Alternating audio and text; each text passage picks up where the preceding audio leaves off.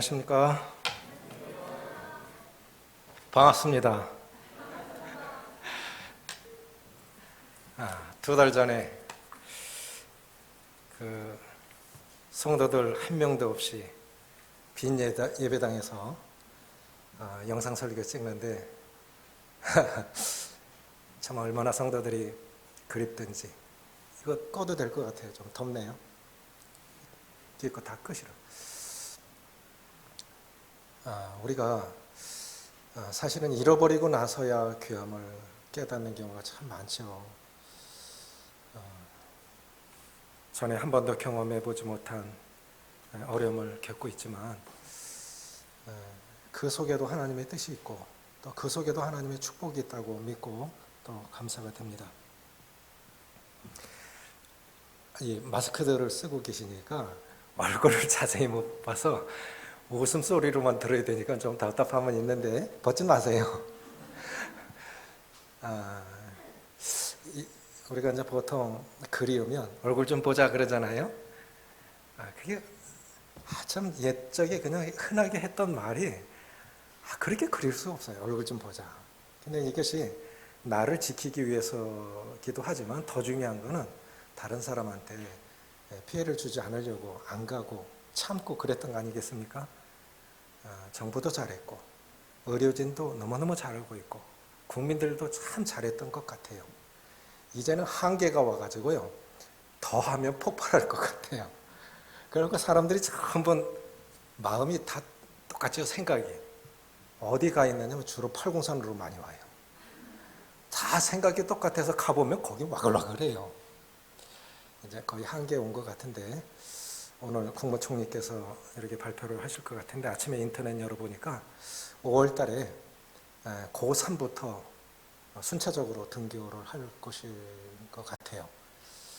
참 이렇게 잘 극복하고 있는 것 같아서 참 감사하고, 또 수고하는 의료진들도 너무 감사하고, 정부에 대해서도 감사하고, 또 국민들도 참, 우리 국민들 참 너무너무 잘했죠. 우리 진짜 1등 국가인 것 같아요. 너무너무 잘한 것 같아요. 사적이 없는 유일한 나라. 너무너무 잘한 것 같아요. 참 감사드리고, 이렇게나마 성도님도 뵙게 돼서 너무 반갑습니다. 신명기 8장 보시겠습니다.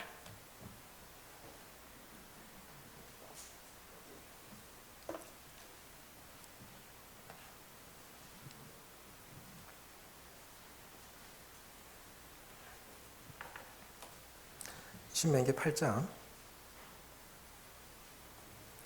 1절부터 4절까지 같이 읽겠습니다. 시작. 내가 오늘 명하는 모든 명령을 너희는 지켜 행하라. 그리하면 너희가 살고 번성하고 여호와께서 너희의 조상들에게 맹세하신 땅에 들어가서 그것을 차지하리라. 내 하나님 여호와께서 이 40년 동안에 내게 광야길을 걷게 하신 것을 기억하라. 이는 너를 낮추시며 너를 시험하사 내 마음이 어떠한지 그 명령을 지키는지 지키지 않는지 알려 하심이라. 너를 낮추시며 너를 줄이게 하시며 또 너도 알지 못하며 내 조상들도 알지 못하던 만나를 내게 먹이신 것은 사람이 떡으로만 사는 것이 아니요 여호와의 입에서 나오는 모든 말씀으로 사는 줄을 내가 알게 하려 하심이니라. 이 40년 동안에 내 의복이 헤어지지 아니하였고 내 발이 부르트지 아니하였느니라. 이렇게 삶을 보라라는 제목으로 말씀을 드리겠습니다. 삶을 어떤 관점에서 보느냐에 따라서 그 삶은 얼마든지 달라질 수 있다고 생각이 되집니다. 똑같은 길을 걸었는데 모세와 백성들의 광야길을 걸었던 그 평가, 그 결과는 너무 다릅니다. 왜 똑같은 길을 걸었는데 그렇게 다른 대조적인 모습으로 나타날까? 똑같은 상황을 맞이했는데 어떤 사람은 은혜로 나타나고 감사하고, 어떤 사람은 그렇지 않고, 왜 그럴까? 모든 사람, 모든 인생의 삶 가운데 다 어려움이 있습니다.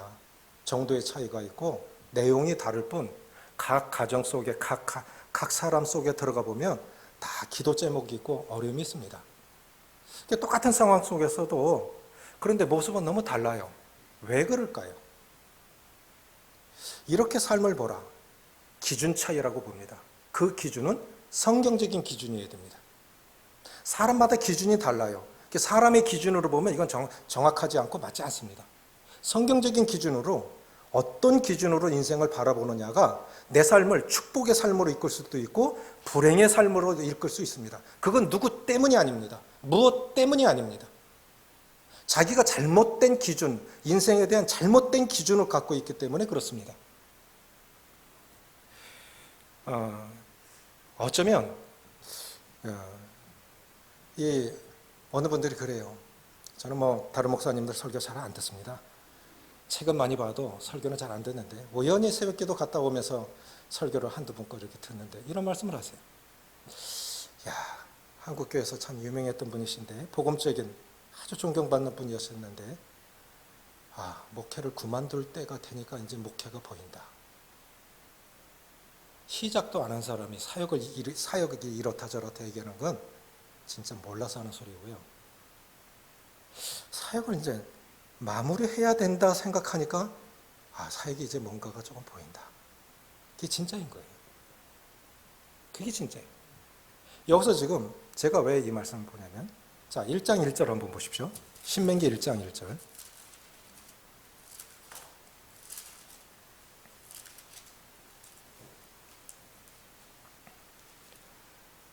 손을 놓고 1장 1절 같이 읽겠습니다. 시작. 이는 모세가 요단 저쪽 숫 맞은편에 아라바 광야 곧 바란과 도벨과 라반과 하세롯과 디삽 사이에서 이스라엘 무리에게 선포한 말씀이라.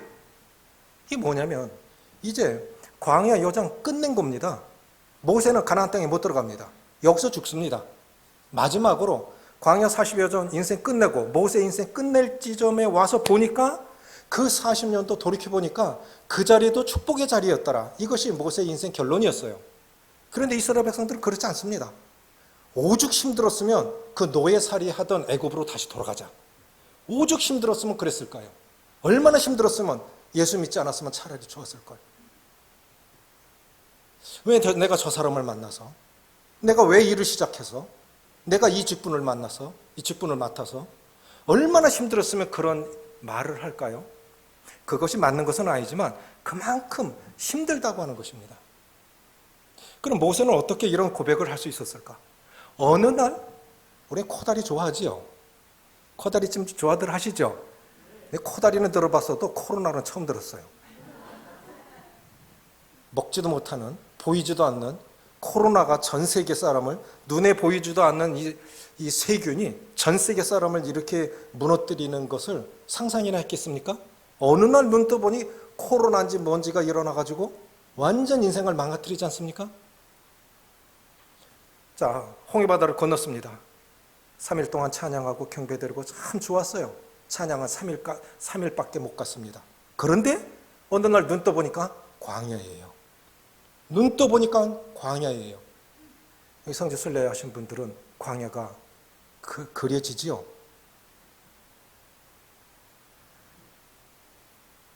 광야로 성지 순례를 하면 버스를 타고 여행을 합니다.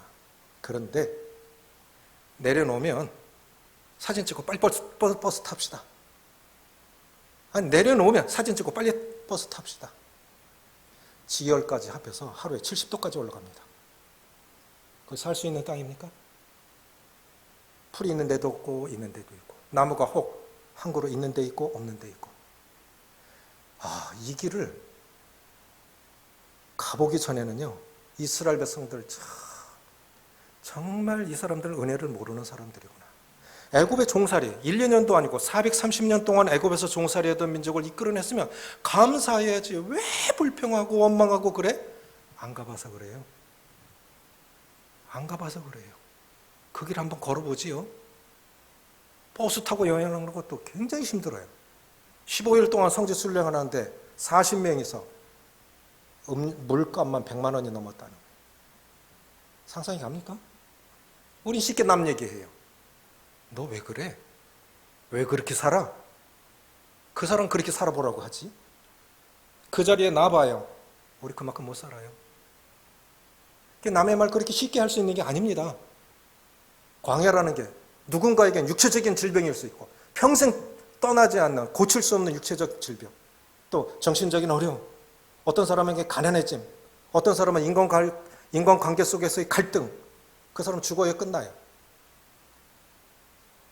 끝까지 같이 살아가야 돼요. 이게 쉬운 일이겠습니까?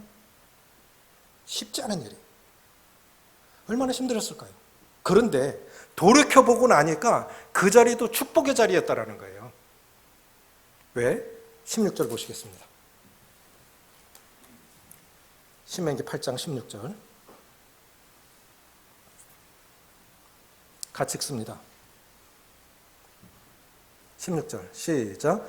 내 조상들도 알지 못하던 만나를 광야에서 내게 먹이셨나니 이는 다 너를 낮추시며 너를 시험하사 마침내 복을 주려 하심이었느니라.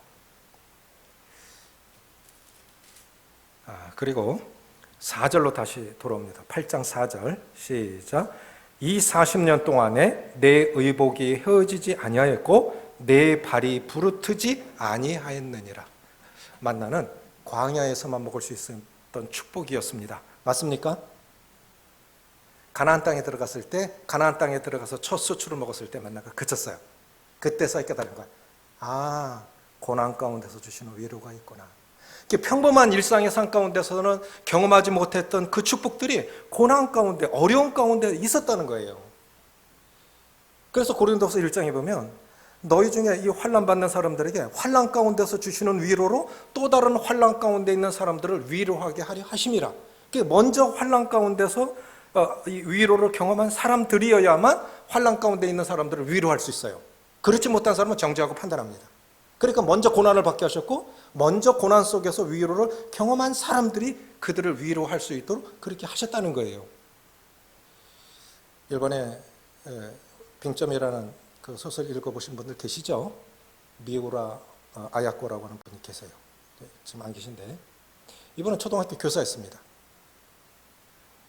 폐결핵, 결핵성 척추염을 앓고 평생 동안 이 병을 짊어지고 다녔던 사람인데 소꿉놀이 친구가 복음을 전해줘서 전도를 받고 예수님을 영접합니다. 그리고 그 인생이 완전히 바뀌어요.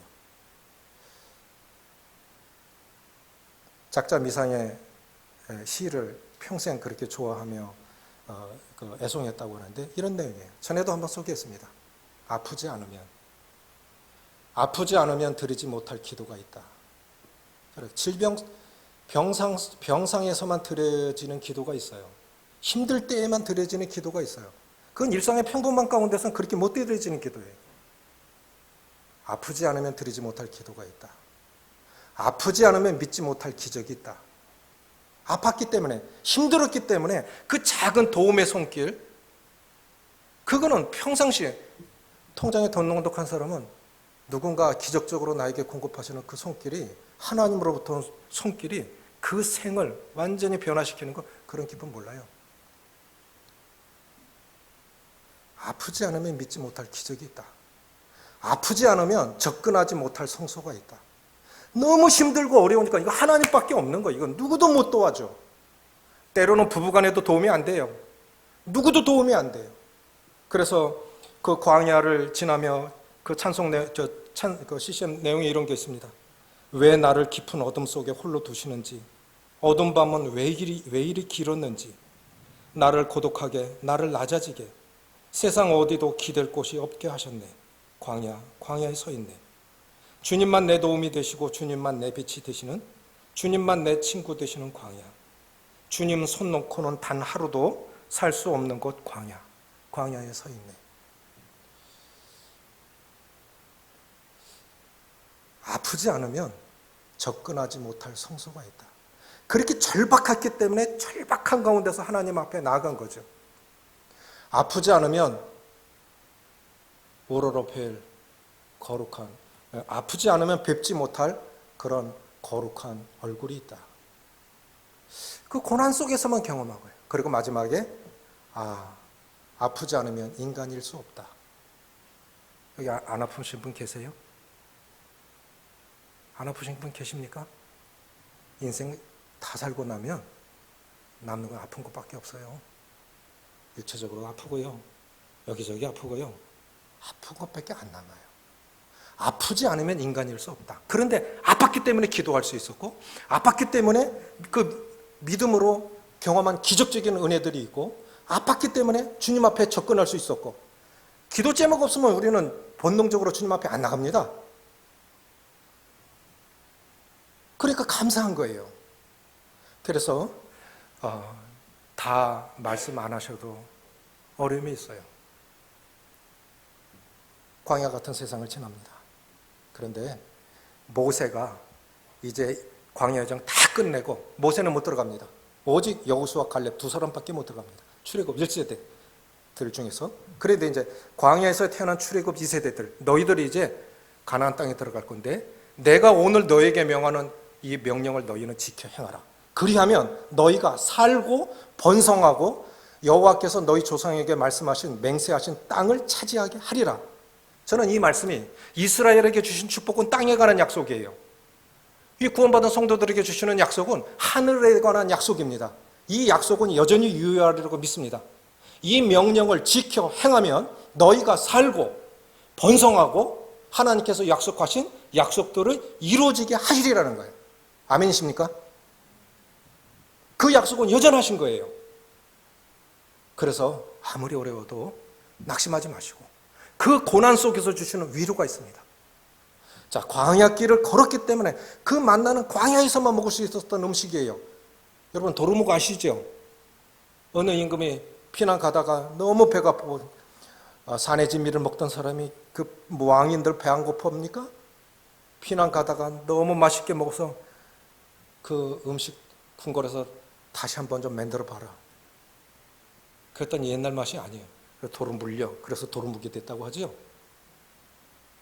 배고팠을 때 맛이죠. 배부른 사람에게는 좀 단 것도 쓴 거예요. 고난 가운데 주시는 축복이 있어요. 만나는 광야 여행 중에서만 먹을 수 있었던 특식이었습니다. 40년 동안 걸었는데 발이 부르트지 않고 옷이 헤어지지 않고, 또 구름 기둥과 불 기둥으로 보호하셨고, 거기서 애 낳고 다 길러냈어요. 은혜 아닙니까? 여러분 힘들었지만 지금까지 살아왔죠. 감사하지 않습니까? 순간순간 지켜보호하시고 여기까지 인도하셨어요. 다 하나님이 하신 겁니다. 그러니까 지나고 보니까 그 자리도 축복의 자리였더라. 따라해 보십시오. 지나고 보니 그 자리도 축복의 자리였더라. 잊지 마십시오. 저는 한 번씩 이럴 때 있어요.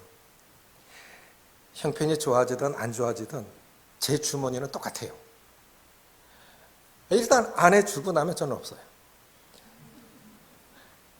뭐 옛날에 뭐 만 원이 있든 뭐 지금은 조금 더 낫긴 하지만 여전히 그래요. 그런데 어떤 때 그래요. 야, 내가 기름값이 없어서 차에 연료계에 빨간 불이 들어왔는데도 신방 가자 했을 때 기름 없다 소리 하면은 성도들 걱정할까봐 일단 끌고 가보자. 지금은 좋은 차들 신호 대기할 때 시동이 저절로 꺼집니다. 지금 차들은. 그런데 저는 20년 전에 그 일을 했어요. 신호 대기할 때 3분이라도 연료를 저렇게 꺼버렸어요. 출발하면 켜고. 그래서 갔다 와가지고 복현동에 오니까 이제는 어디 서도 된다.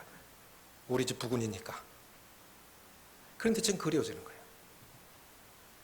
그리워져요. 돈 10,000원이 없어서 빈 지갑으로 보름 이상을 다니고. 그게 그려지는 거예요. 성도들 지하 예배당에서 몇 안 되는 성도들 예배 드릴 때 눈물로 예배 드릴 때. 지금 성도들이 많으니까 풍족하죠. 어느 분이 그럽니다. 성도들이 적으니까 얼굴이 커 보이더라. 무슨 뜻인지 아시겠습니까? 지금 성도들 내 눈에 얼마 크기를 보여요. 성도들 많으니까 지금은 작아 보여요. 그렇죠? 성도들 얼마 안 되니까 성도들이 너무 커 보여서 맨날 봐도 다음날 또 보고 싶고 또 보고 싶고 그래요.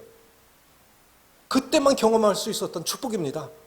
그러니까 어려울 때 그 어려운 광야 같은 세상 가서 주시는 축복이 있으니까 지나고 나면 그것이 경제적이든 건강적인 것이든 인간관계 속에서의 갈등이든 지나고 나면 그 자리도 축복의 자리였지.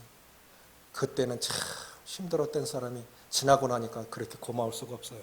그러니까 기도했고 지나고 보니까 아이고 나도 그 사람에게 그러면 어려움 안 줬겠나. 그 사람만 나한테 어려움을 줬겠나. 그 사람이 말 안 해서 그렇지 나 살펴보면 아유, 내 꼬라지 보면 성도들 말 안 해서 그렇지 내가 얼마나 상처들 많이 줬을까. 이렇게 생각해 보면 다 고마운 분들 아니겠습니까? 그러니까 오늘 힘들다 할지라도 이겨나십시오. 그리고 잊지 마십시오. 성경에서 말씀하시는 거 모세가 인생 마지막에 한 거예요. 너희들 이걸 꼭 기억해.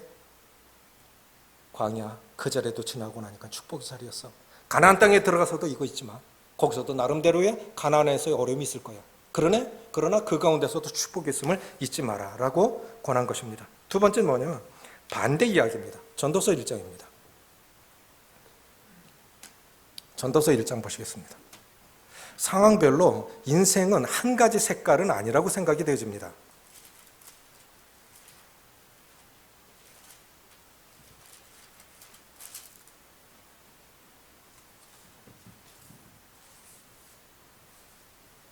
전도서 1장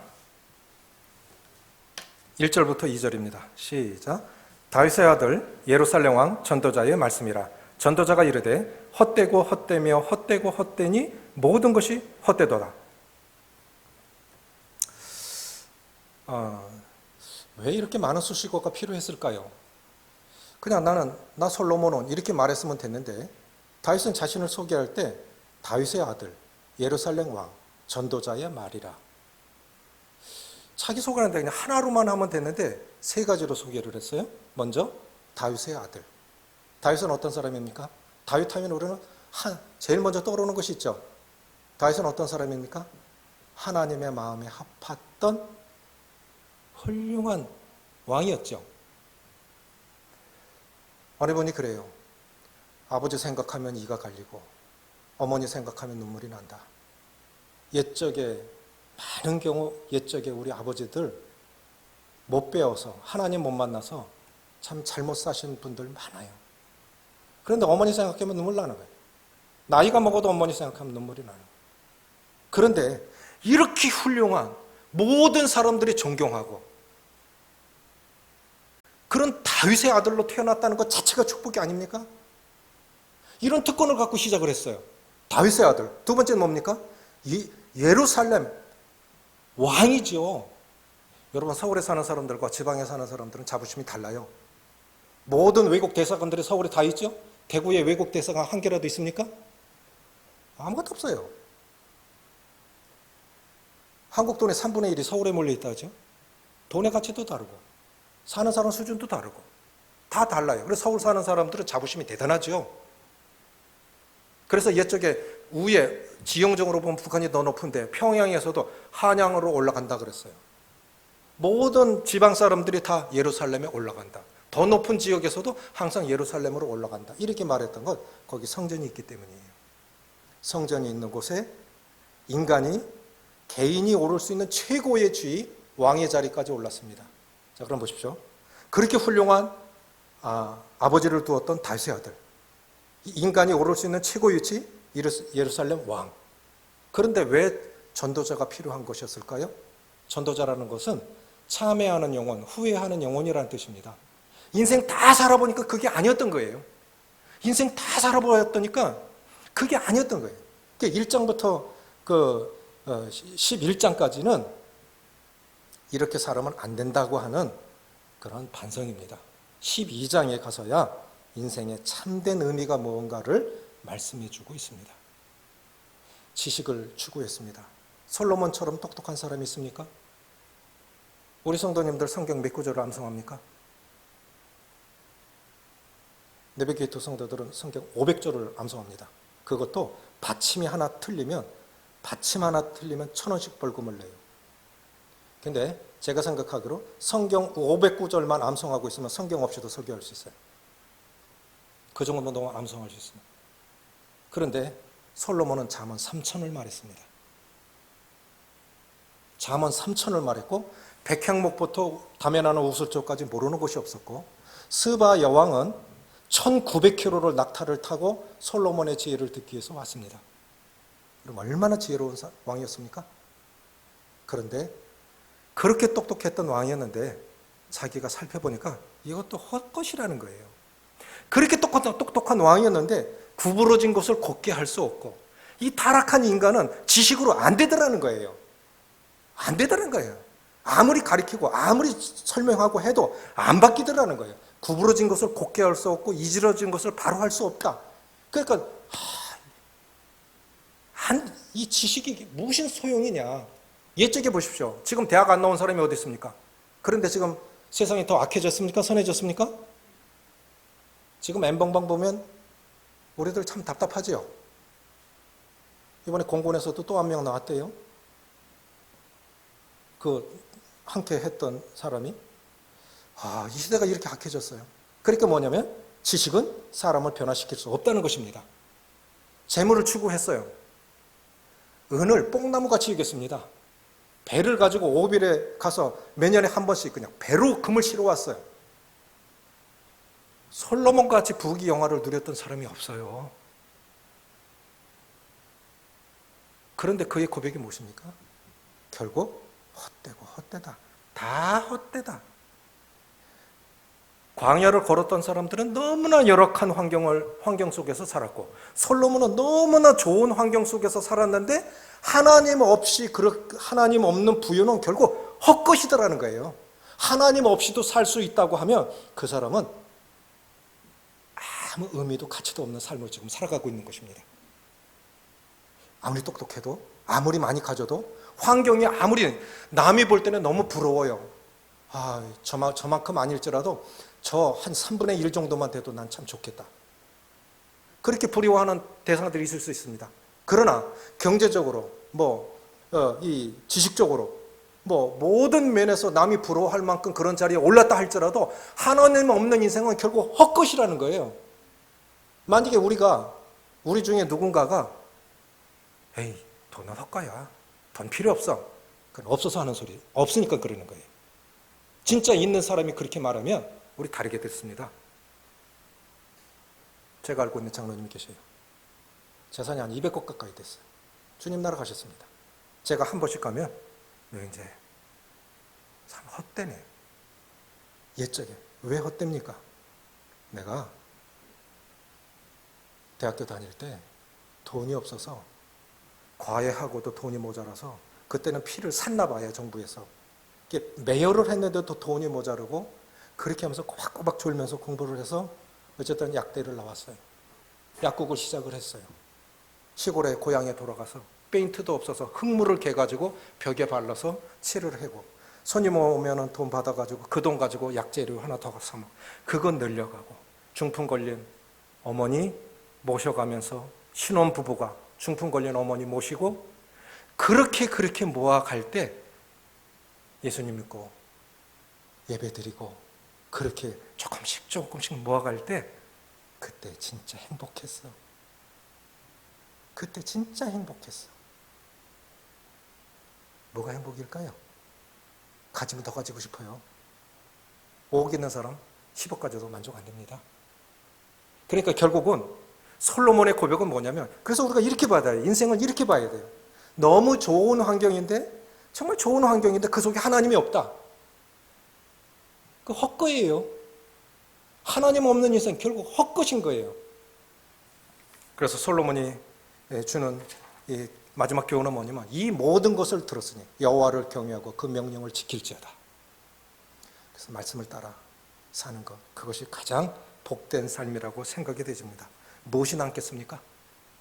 이 세상도 그 정욕도 지나가되 오직 여호와의 뜻을 행한 자는 영원히 남느니라. 주님이 기억하시는 삶을 사셨으면 좋겠습니다. 우리 성도님들 모두 다가 사람이 아니라 주님이 기억하시는 삶을 사셨으면 좋겠습니다. 그게 남는 인생입니다. 세 번째 뭐냐면 때때로 믿음이 도전받을 때가 있습니다. 이렇게 어려우니까 내가 이 직장을 계속 다녀야 되나? 어떻게 해야 되나? 전에 공군 조종사들이 민간 항공 업계로 들어가면 연봉이 1억입니다. 그러니까 많이들 갔어요. 그러니까 군에서는 이 조종사가 부족한 거예요. 그렇게 오래도록 조종사 하나 길러내는데 얼마 드는지 아십니까? 어마어마한 돈 듭니다. 그런데 가버리는 거예요. 그 군이 위태로울 지경이죠. 그런데 지금 어떻습니까? 우리가 그렇게 부러워하던 연봉 1억짜리 조종사들이 갈 데가 없어요. 갈 데가 없어요.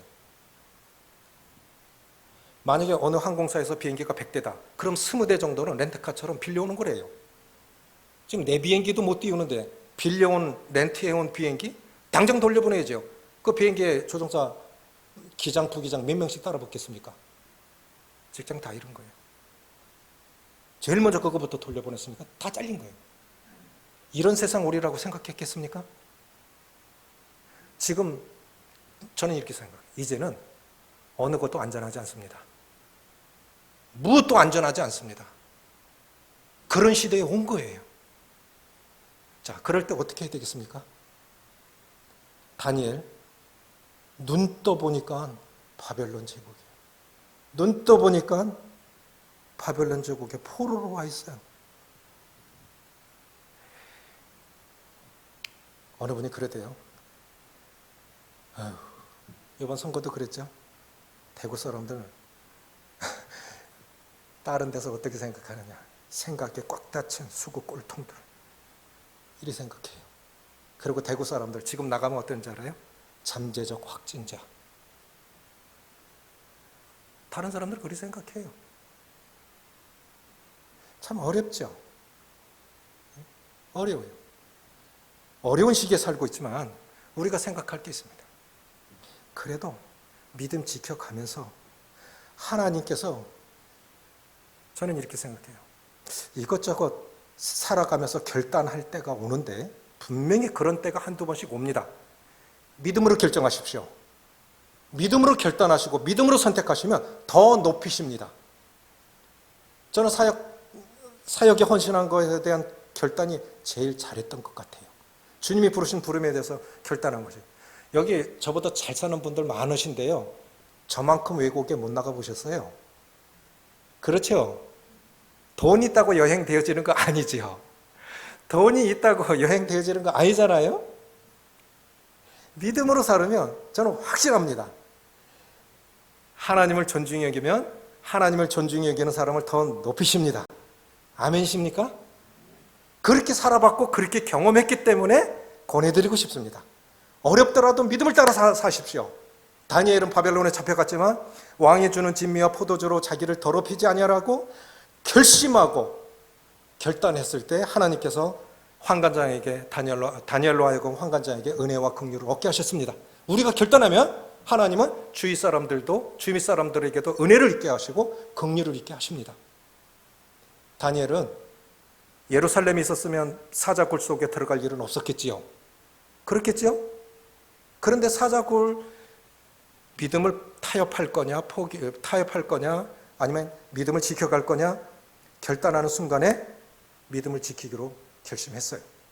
그래서 잡아가라. 창문 열어놓고 예루살렘을 향해서 창문 열어놓고 다 보이게 공개적으로 기도했습니다. 스스로 나 잡아가라 한 거지요. 사자굴 속에 들어갔어요. 하나님의 사자 입을 봉하셔서 다니엘을 지키셨죠? 왕이 그것을 보고 다니엘의 하나님에 대해서 함부로 말하는 사람이 있으면 그 몸을 쪼개고 그 들보를 빼서 거름더미를 삼으라. 누가 드러내십니까? 우리가 믿음으로 결단하고 믿음으로 사는 삶, 그 결과들을 보면 주위 사람들이 내가 믿는 하나님을 증거하고 믿게 된다고요. 그렇지 않습니까? 그러니까 내가 꼭 전하지 않아도 우리 자신이 복음이 될 수 있는 건 무엇이겠습니까? 믿음으로 결단하시고 믿음으로 사시는 것입니다. 더 중요한 건 복음 입으로 전하는 거 아닙니다. 내 자신이 복음이어야 됩니다. 마지막으로 이해할 수 없는 그런 불행에 대해서, 이해할 수 없는 문제에 대해서 직면할 때가 있습니다. 인생은 의문투성이인 것 같아요. 찾지 않겠습니다. 욥이 뭘 잘못했습니까? 욥이 뭘 잘못했습니까? 하나님은 욥에게 왜 그런 고난을 허락하셨습니까? 성경은 끝까지 욥이 당한 고난의 이유에 대해서 침묵하고 계십니다. 우리는 이래요. 인간은 타락한 본성이 있어서 인과응보의 어떤 기준을 갖고 꼭 그렇게 말합니다. 욥의 친구들도 그랬어요. 네가 뭔가 잘못했으니까 벌을 받는 거지. 생각해봐라. 죄 없이 망한 자가 있느냐? 죄 없이 망한 자가 있느냐? 네가 뭔가 잘못했으니까 벌을 받는 거 아니냐? 설명이 안 돼. 그런데 욥에 대해서 다른 사람들이 다 알아요. 내가 전에는 보지 못하는 사람의 눈이 되어졌고 저는 사람의 다리가 되어졌고 어린아이의 아비가 되어졌고 가난한 사람들에게 내가 다 도와주고 그랬는데 지금은 내가 어려워졌다고 나를 이렇게 말을 해? 욥은 억울한 거예요. 잘못한 것이 없어요. 그런데 주변 사람들은 네가 뭔가 잘못했으니까 벌을 받는 거다. 하소연할 데도 없어요. 그러니까 하나님 앞에 하나님 내가 뭘 잘못했습니까? 막 이렇게 변론하다 보니까 하나님을 불의하시다고 말합니다. 그때 욥기 38장에 들어가면 여호와께서 폭풍 가운데서 말씀하시기 시작합니다. 내가 땅에 기초를 놓을 때 네가 봤냐? 하늘에서 비는 어떻게 내리는 거지? 세계가 어떻게 창조되었고 만물이 어떻게 움직이는 이치를 네가 알아? 하나님이 따지고 들어가니까 무지한 말로 이치를 어둡게 하는 자가 누구이니까? 내가 알지 못하고 말했습니다. 죄송합니다. 전에는 내가 귀로만 들었는데 이제 주님을 눈으로 봅니다. 그러므로 내가 죄를 뒤집어쓰고 회개합니다. 그렇게 고백하죠. 설명되어지지 않는 일도 있어요. 인생의 일은 정말 의문투성인데 그래서 특별히 남의 말 조심하십시오. 남의 말 참 조심하십시오. 우리 입으로 죄 짓습니다. 야고보는 성숙의 최고봉을 언어의 절제로 봤어요. 성숙의 최고봉을 언어의 절제로 봤어요. 근데 이게 제일 힘든 것 같아요. 저는 그걸 자주 되뇌이는데 성공하기를 원하는 자 진실을 말하라. 사랑하기 원하는 자, 사랑받기 원하는 자 남의 말 좋게 하라. 좋은 날 보기를 원하는 자 말을 아끼라. 행한 대로 맞습니다. 우리 말을 아껴야 돼요. 욥이 뭘 잘못했어요? 그런데 이렇게 욥이 깨달은 것은 뭐냐면 주께서는 못하실 일이 없으시니 사람에게든지 만물에게든지 못할 일이 없습니다. 욥기가 주는 교훈은 범사에 하나님의 주권을 인정하라는 것입니다. 이해할 수 없어요. 설명할 수 없어.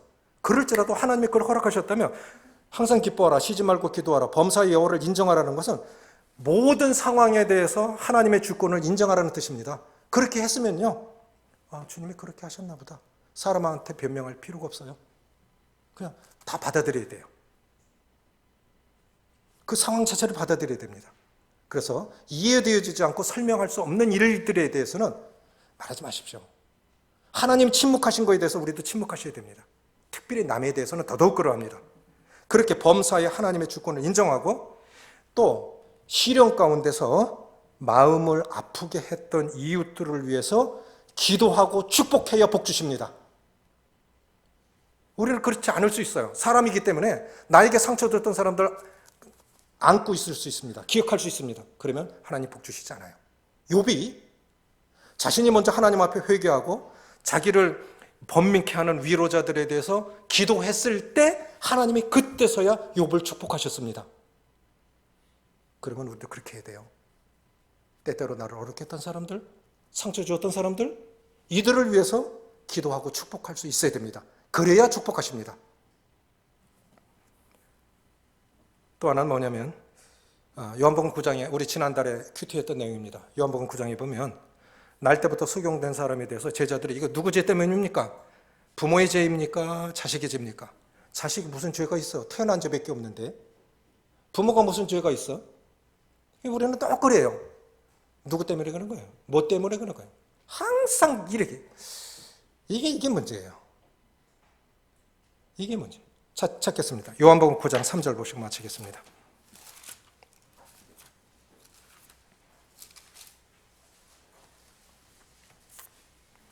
요한복음 9장 1절부터 3절 읽고 마치겠습니다.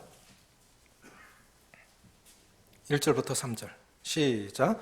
예수께서 길을 가실 때 날 때부터 맹인된 사람을 보신지라 제자들이 물어 이르되 라삐여 이 사람이 맹인으로 난 것이 누구의 죄로 인함이니까 자기니까 그의 부모니까 예수께서 대답하시되 이 사람이나 그 부모의 죄로 인한 것이 아니라 그에게서 하나님이 하시는 일을 나타내고자 하심이라.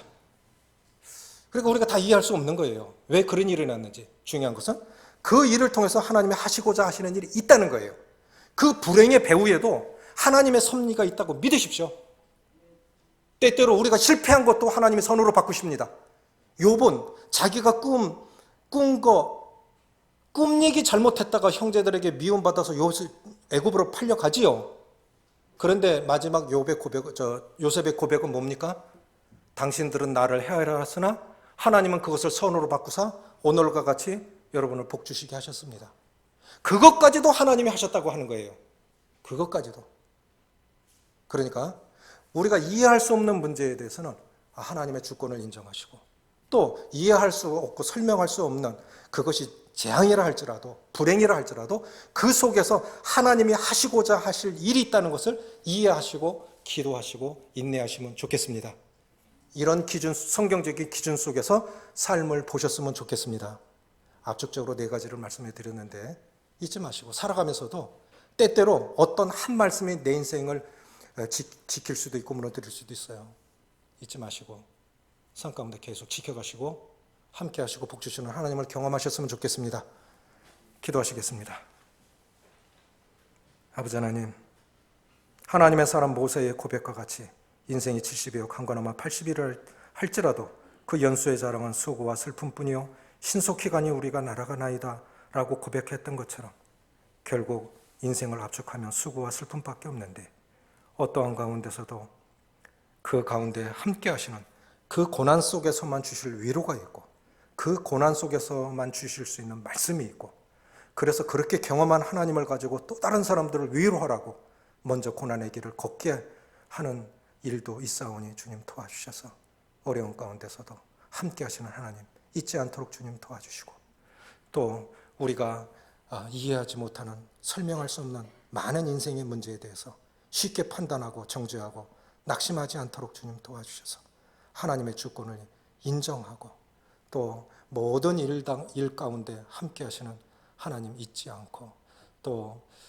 좋은 조건 속에 있을 때 혹 기도하지 않고 사는 것이, 그것이 진정으로 하나님이 기뻐하는 것이 아닌 줄 알고 오히려 평안할 때 더 조심할 수 있도록 도와주시기를 기도를 드립니다.